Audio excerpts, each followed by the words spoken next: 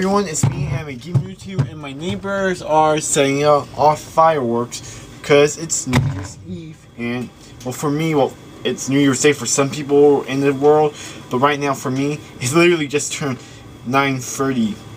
But yeah, I want to get this video done, and this video is just as the title says, Naruto 2012 Review. This is gonna be what I consider all the best moments, then all the moments that I have mixed feelings about, then what I thought were all the worst moments, then the actual grade. Alright, let's get started. One of the best moments this year was, in my opinion, was right off its back. We learned about the Tail Beast. We learned all about the Jinchurikis and the Tail Beasts themselves. We learned their names a bit, and we even get a glimpse of the Sage of Six Paths on there. Doing it, like, I believe that was here, the glimpse of the Sage of Six Paths. And great, I'm doing this video while I have a hiccup. Let me find it. Let me see here. Yeah, I believe I am. Let's see. And we also one thing I didn't mark down here that I just realized is that we also have the acceptance of Kram of the Nine Tails accepting Naruto, and we actually get character development for the Nine Tails. That was one moment right there I liked. The next moment was like, yeah, because I'm still trying. Right now, I'm trying to find that glimpse of the Sage of Six Paths. Come on. Because it also deepens the mystery behind this guy. And it's something I'm going to go into later. Come on. If I can't find it, I can't.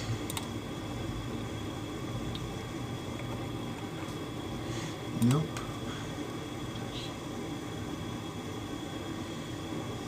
Prove you. Alright, I'm gonna see this last chapter. Cause I remember it being like well,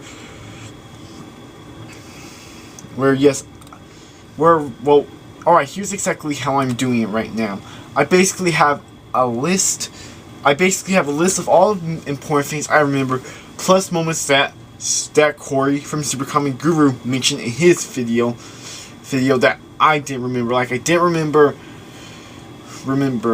the learning about a lot of the Tail Beasts. I actually forgot about that. And then I actually remember, oh yeah, we even got a glimpse of the Sage of Six Paths during that moment. I listened down, but I can't seem to find. Maybe I was wrong about that. So, Sage of Six Paths glimpse, that might be a maybe. If someone could tell me the chapter, I really appreciate that. The next thing I liked was this, is that I'm also going to jump ahead a bit. Basically, after one moment I also Super Comic Guru actually listed as his favorite moment of the year, and I didn't write it down, but I realized this was also a great moment too. Naruto getting that new Biju mode. That was a great moment right there. And it was a really badass moment right there. The next thing I liked is that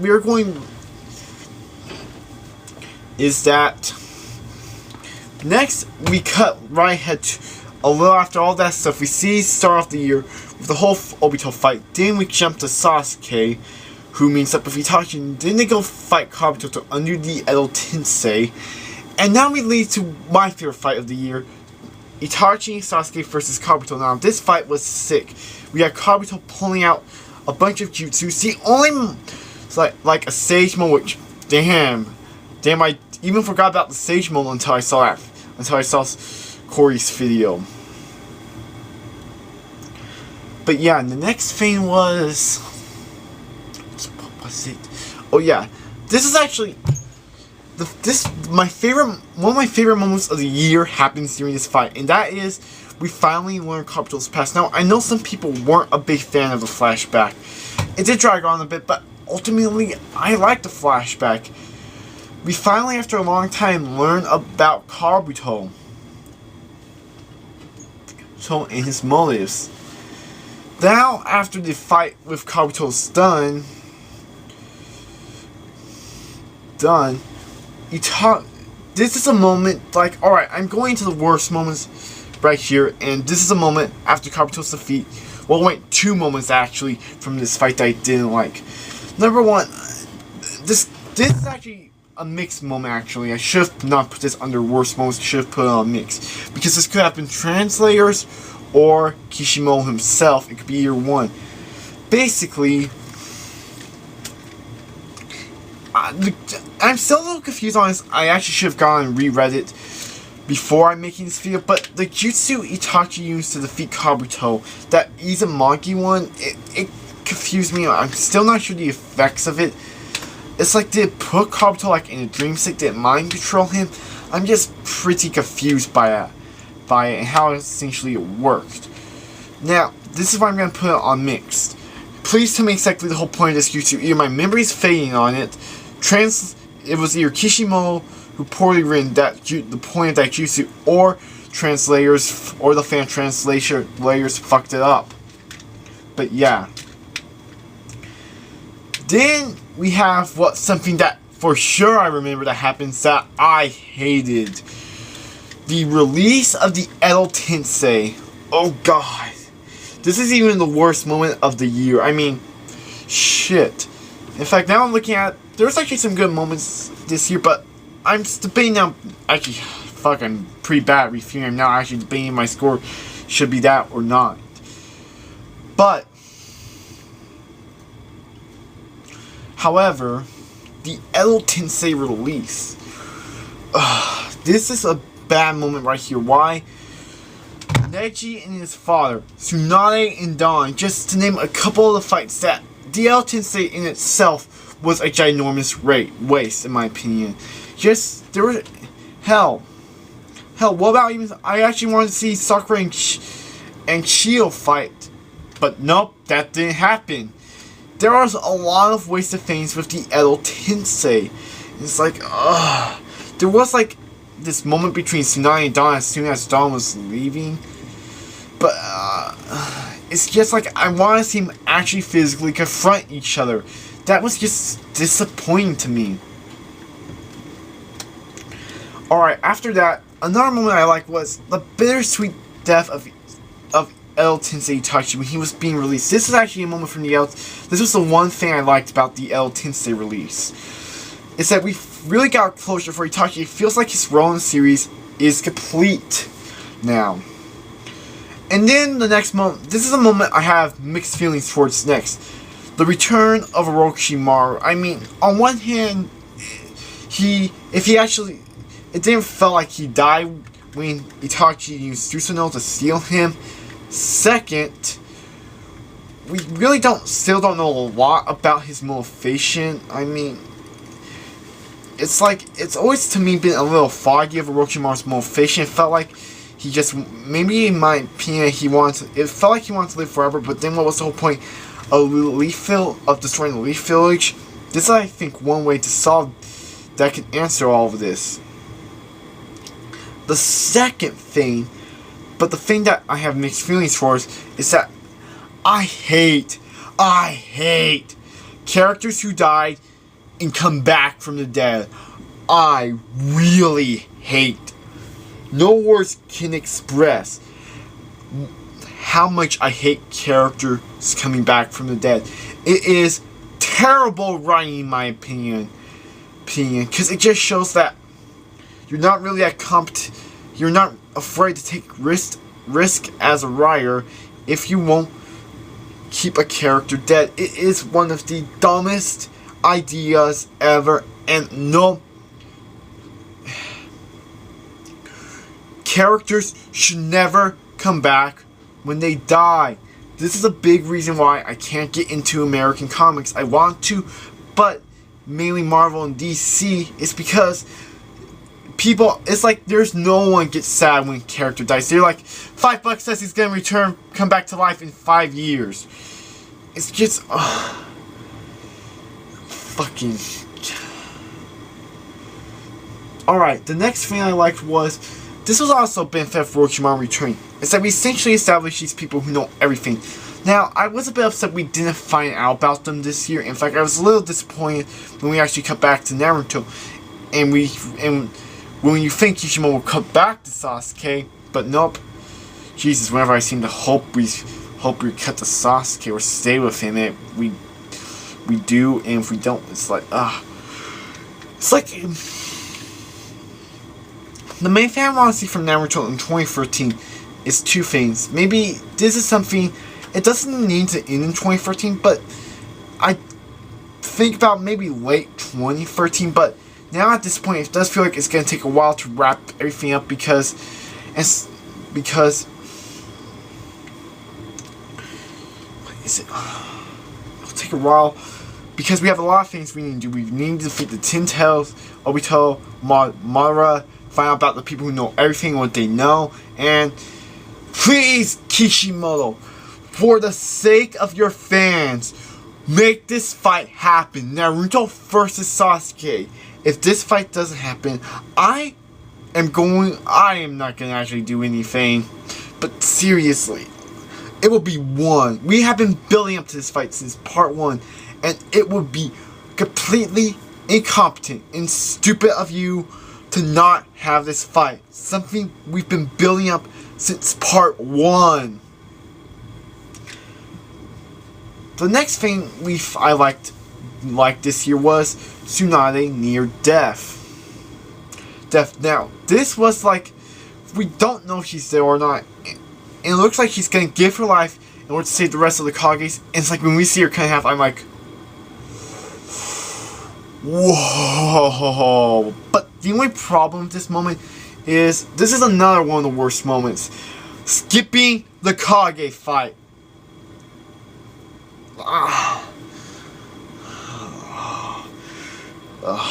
Skipping the Kage fight. Skipping the effing Kage fight. This was right now. It was at the moment the best fight going on. You had Edo Tensei Madara just pulling off all these crazy badass moves, and yet, like, freaking summoning meteors, a ginormous Susanoo, summoning clones of him. It's like, oh god. And you skip that for Obito?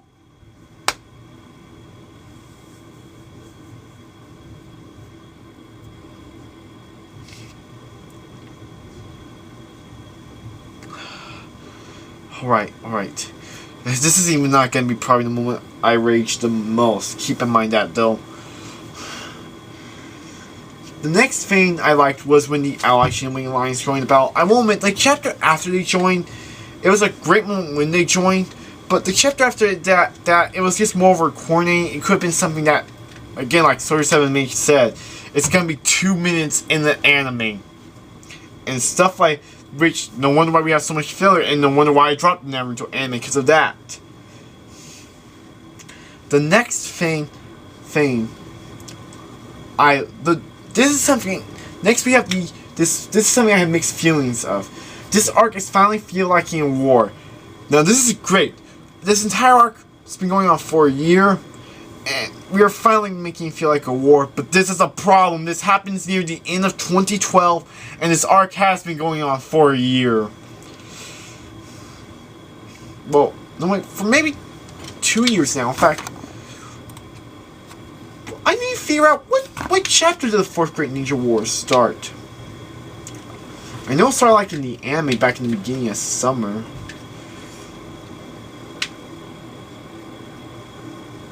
My god! The 4th Great Ninja War began on November 2nd, 2010. Think about it. Think about it. And we are finally making it feel like a war. Just 2 years into this war.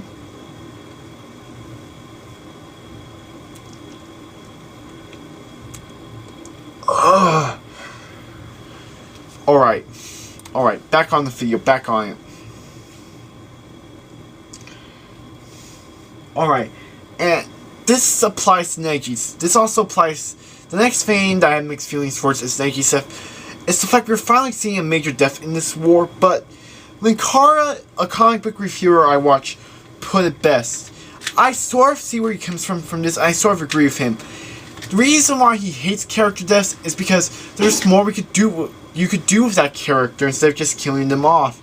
And a lot of times character deaths are used for shock value. Sadly, this is what happened with Neji. His character wasn't used a lot, and Kishimoto was like, I'll just kill him off for shock value. And it's like, it was great we had someone finally die, but yet, who it was and their role in part 2 makes it a mixed moment. It really does. It really does. It's like, in my opinion, the best character deaths are ones who have an impact on story. Now, Neki's death could get better as it goes along.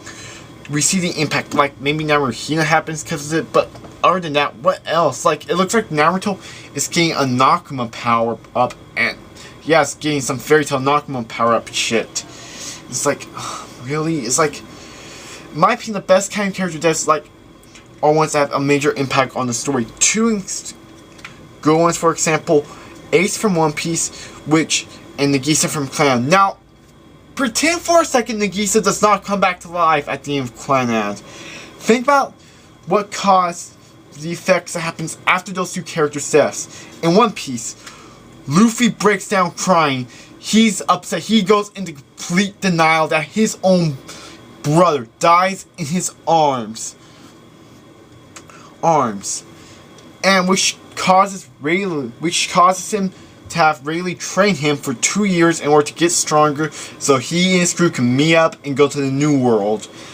With Nagisa and Clanad, she died giving birth to her and Tomoya's daughter, which caused Tomoya to give to their daughter Ushio to Nagisa's parents, pretty much turning him into a dad where he would just gamble, drink, and just sleep all day and work. And then eventually we led to my opinion the best moments of Clan Tomoya bonding with his daughter. Again, that's how you use character death properly. Not for shock value. The next thing, now, I didn't touch on this yet. We know it. It's a moment you're gonna love or you're gonna hate. It's these chapters in particular. That's right, I am talking about Obito being Toby. I didn't lose sleep like everyone else. In fact, if anything, those flashbacks are part of the reason. They made it a lot worse. Not for starters, the questions they were supposed to answer, they gave disappointing answers, like the creation of Setsu. Send you motherfucking DNA! Here's cancer! Next was the unanswered some questions, like why did he go to the Mist Village, take control of the Mizukage, and pretty much turn into a bloodbath there. One thing they didn't need to do, but I wish they did, was show the introduction of all of the Akatsuki members, like show them all their recruitments. That would have been really cool. Second, how they managed to fight on par with Minato and take control of the Nine Tails. It's in 1 year time. Naruto's birth and Obito's supposed death was 1 whole year apart. Also, this is gonna definitely get answered in the future. At least I hope to God it does. Answering why Kakashi killed Rin. The chapter that happened in it was pretty damn sweet. I wish it were giving us like a more story element, but damn, that bloody chapter. Damn, it was pulling some sane right there. But yeah. And then it's like we cut off the flashback too early. And of course the move. I burst out laughing when I read it. Because he let Rin die. It is true that Sawyer said that it is more true, but the way they're giving it off is that Rin was the trigger. Well, it was true that Rin was the trigger that made Obito do that. But the way they were presenting it was like, Obito really, because a girl died. A girl. You're not even Fuck. I'm older than Obito was at the time. And I still don't even know what being loved feels like. I'm only 15. And this sorry son of a bitch.